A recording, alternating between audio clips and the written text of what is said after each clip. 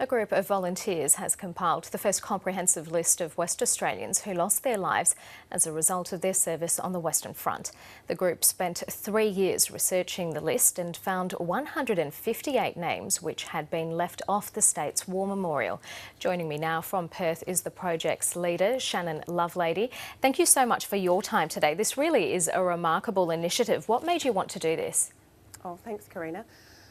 The Western Front Dead from Western Australia project was preceded by the smaller Gallipoli Dead from Western Australia project, and having done the Gallipoli project and worked out 1,024 West Australians died as a result of their service on the Western Front, at Gallipoli, I couldn't leave the Western Front undone. It was a far greater tragedy. And meticulous records, of course, are kept about soldiers and who served where. So how did these names end up being missed from the WA War Memorial?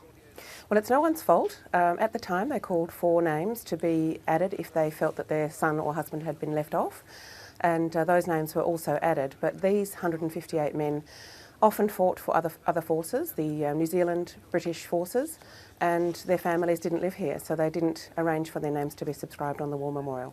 You had some incredible support putting this list together and working through the records. Tell me about some of your volunteers.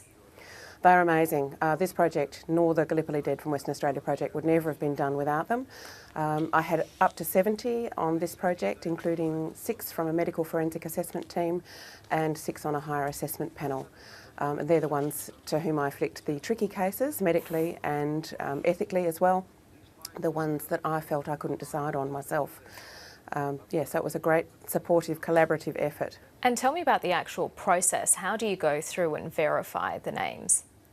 Well, I'm a former database administrator and I don't like anybody muddling around in my data, so I wouldn't let anyone into that. So I would send out lists of 10 men at a time to each of the volunteers. Some had lists of up to 40 men at a time, and they would fill in the information that was required from the National Archives records that are all available online for free. And then they'd send it back and I'd re-amalgamate it into the database. So that way we chewed through 8,000 records. And what about these forgotten soldiers, so to speak? What did you learn about them? Well, one of them is the first white boy born in Broome, purportedly, Percy Rodriguez, who was the son of a pearler, and his name's not on the War Memorial. I can't explain why. He was just left off. He enlisted overseas and served with the 23rd Battalion.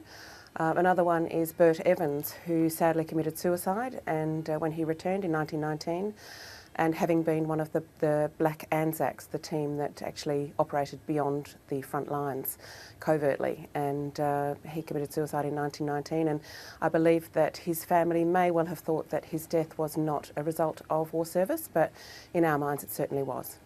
You've done this for WA. Do you think other states would benefit from initiating a similar project?